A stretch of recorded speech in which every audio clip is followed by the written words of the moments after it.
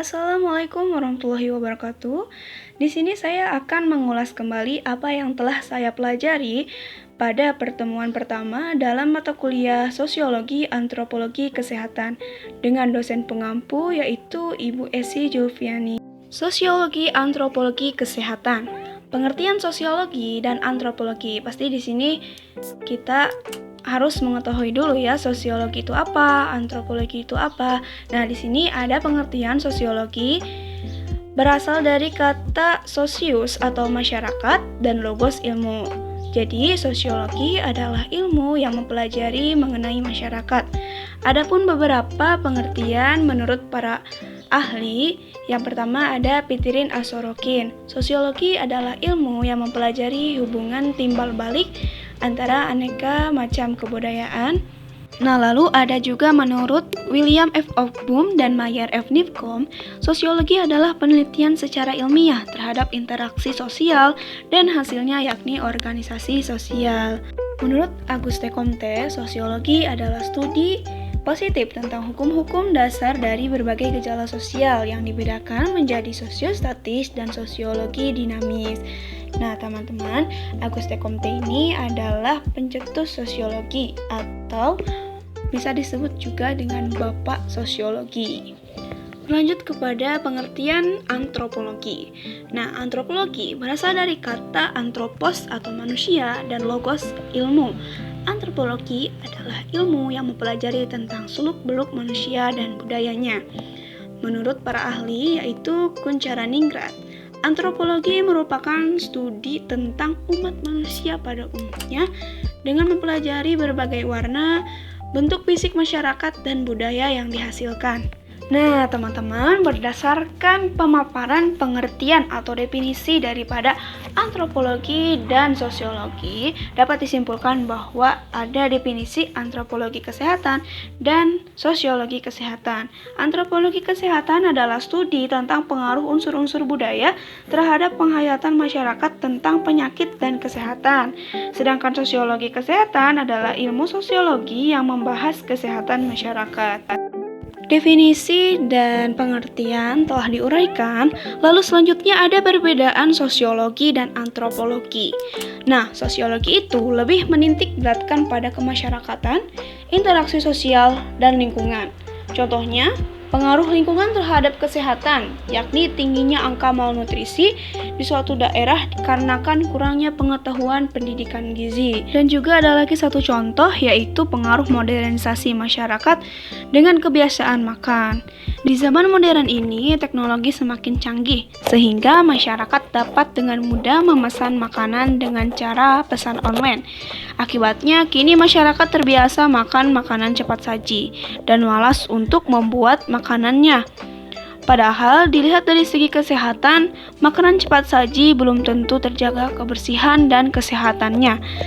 Juga apabila dikonsumsi secara berlebih dapat menimbulkan penyakit. Jikalau tadi sosiologi itu lebih ke masyarakatnya, nah antropologi ini lebih ke kebudayaannya. Contohnya adalah pengaruh kebudayaan terhadap makanan yang dikonsumsi. Seperti halnya di Bali, di mana mereka percaya bahwa tidak boleh memakan sapi, dikarenakan sapi dianggap suci. Padahal jika dilihat dari segi nilai gizinya, sapi mengandung sejumlah zat gizi makro dan mikro yang dapat menyehatkan tubuh. Masih pada perbedaan sosiologi dan antropologi, namun ini berdasarkan metode penelitiannya.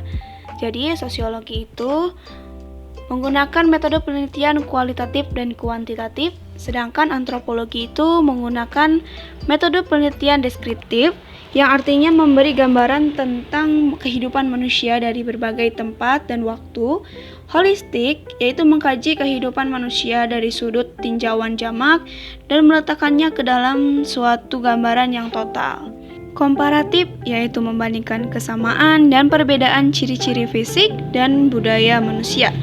Yang terakhir itu kualitatif, yaitu menggunakan teknik pengumpulan data dengan cara observasi atau wawancara.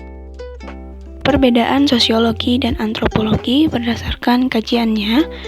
Yang pertama ada sosiologi, yaitu antar lingkungan sosial dengan kesehatan dan kondisi sakit. serta perilaku sehat dan sakit. Yang kedua, antropologi itu kajiannya adalah kutub biologis dan kutub sosio-budaya. Kutub biologis yaitu perhatian pada pertumbuhan dan perkembangan fisik manusia, peranan penyakit dalam evolusi manusia, adaptasi biologis terhadap perubahan lingkungan, alam, dan pola penyakit. Kutub sosial budaya yaitu perhatiannya pada sistem kesehatan tradisional yang mencakup aspek-aspek terapi, ide, dan praktik pencegahan penyakit, serta peran praktisi medis tradisional. Masalah perawatan kesehatan biomedik, perilaku kesehatan, peranan pasien, perilaku sakit, interaksi dokter dengan pasien, dan masalah inovasi kesehatan. Ruang lingkup antropologi kesehatan yang pertama itu ada nutrisi dan pertumbuhan, hubungan bentuk tubuh dengan variasi penyakit, Underwood atau pengaruh evolusi pada manusia serta penyakit pada populasi akibat faktor budaya serta migrasi, kolonisasi atau urbanisasi.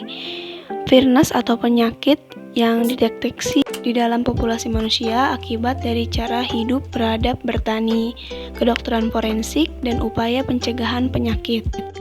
Peran singkat antropologi dalam kesehatan mendeskripsikan secara luas dan interpretasi mengenai hubungan sosial budaya antara perilaku manusia di masa lalu dan masa kini dengan derajat kesehatan dan penyakit tanpa mengutamakan perhatian pada praktis dan pengetahuan tersebut.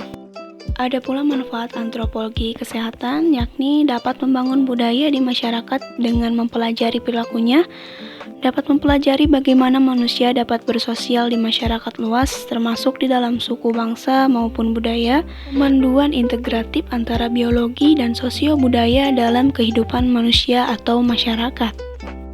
Peran sosiologi dalam praktik kesehatan sebagai ahli riset, yaitu untuk melakukan penelitian ilmiah dan pembinaan pola pikir terhadap masyarakat, konsultasi kebijakan, yaitu untuk menganalisis fakta sosial dan dinamika sosial, kecenderungan proses, serta perubahan sosial.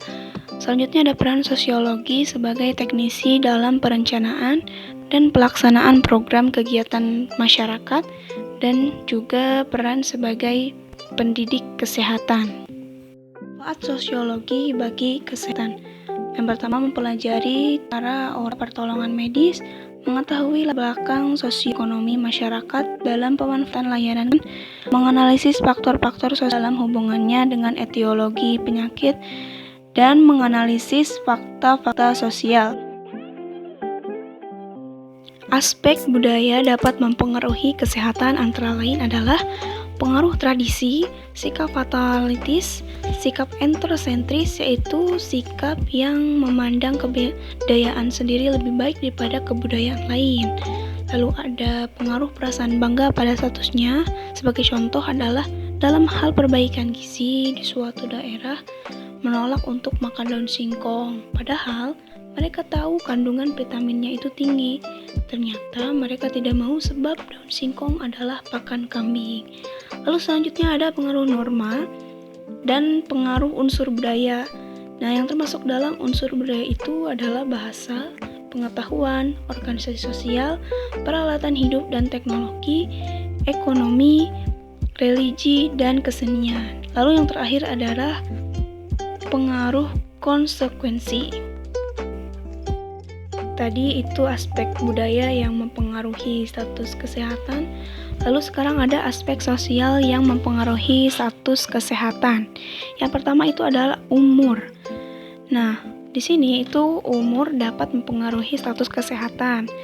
Contohnya ada bayi itu cenderung menderita penyakit infeksi, sedangkan lansia cenderung menderita penyakit kronis.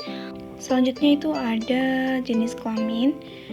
Lalu ada faktor yang mempengaruhi status kesehatan itu ada pekerjaan. Contohnya aja ketika orang yang bekerja di pabrik tekstil itu cenderung menderita saluran pernapasan dibanding petani yang cenderung menderita penyakit kulit atau persendian. Lalu yang terakhir itu ada faktor sosial ekonomi atau aspek sosial ekonomi yang dapat mempengaruhi status kesehatan. Contohnya saja, pada golongan ekonomi tinggi itu cenderung lebih menderita obesitas dibandingkan dengan ekonomi rendah yang banyak menderita malnutrisi. Mungkin cukup sekian ulasan yang saya bisa sampaikan. Apabila ada salah kata atau penyampaian kurang jelas, saya mohon maaf. Wassalamualaikum warahmatullahi wabarakatuh.